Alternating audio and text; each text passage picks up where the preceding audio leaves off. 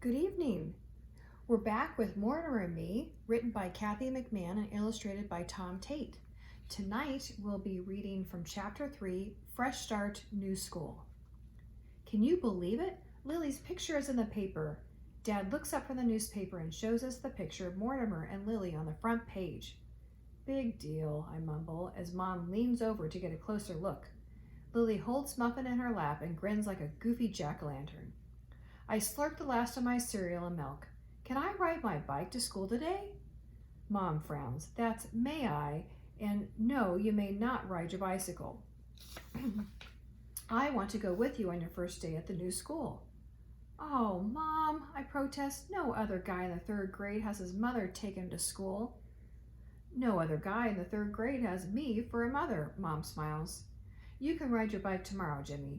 Now you and your sister hurry up and brush your teeth. We don't want to be late. I stomp up the stairs to the bathroom as everyone else continues to gawk over the picture of Mortimer rescuing Muffin. Hopefully no one at school has seen the paper this morning. I don't want anyone to know it's my sister standing next to Mortimer. I'm hoping to stay low-key, as Grandpa would say.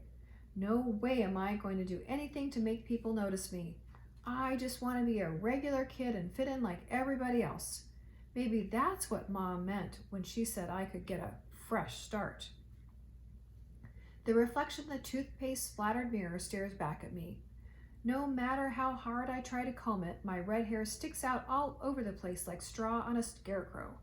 The freckles dotting my face look like they've been painted on. Grandpa used to call them my little spots of energy. Pulling my baseball cap over my spiky hair, I run downstairs. We arrive at Dunstan Elementary School as the bell rings. The principal, Mrs. Erickson, escorts me to my classroom. Everyone stares as we walk into the door. I feel like a monkey in the zoo as a couple of girls point and giggle. Class, this is a new student, James Robertson, Mrs. Erickson says. A young, pretty teacher comes up to me holding out her hand. I shake it, hoping my hand isn't all sweaty.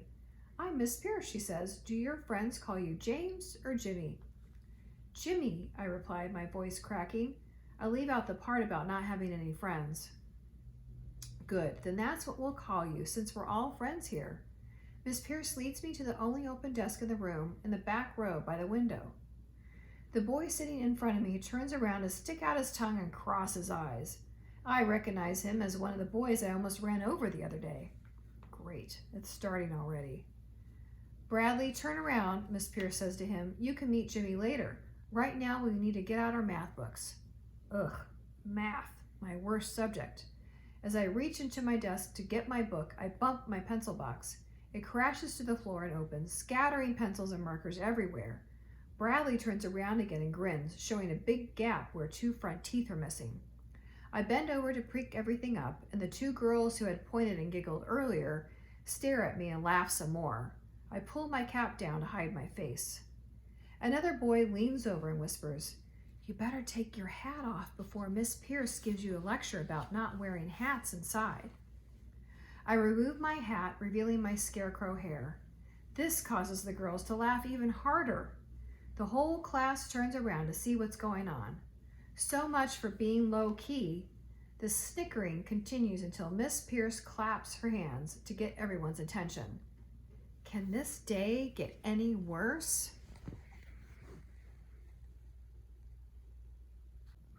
And that's all for tonight. Have a good evening, and we'll be back with Chapter 4, Trouble at Recess.